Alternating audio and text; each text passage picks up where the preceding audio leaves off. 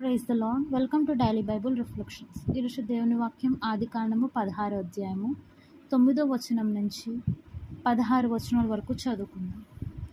అప్పుడు యెహోవా దూత, నీ యజమానురాలి యొద్దకు తిరిగి వెళ్ళి ఆమె చేతి క్రింద అణిగియుండుమని దానితో చెప్పెను.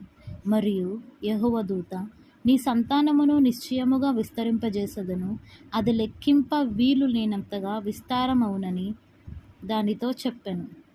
మరియు యెహోవా దూత, ఇదిగో యెహోవా నీ మొరను వినెను, నీవు గర్భవతివై ఉన్నావు, నీవు కుమారుని కని అతనికి ఇష్మాయేలు అను పేరు పెట్టుదువు.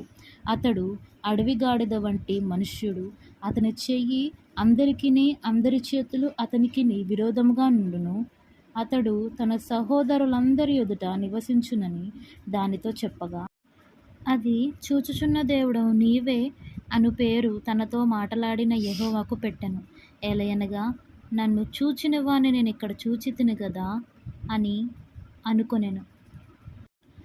అందుచేత ఆ నీటి బుగ్గకు బేయర్ లహాయిరోయి అను పేరు పెట్టబడెను.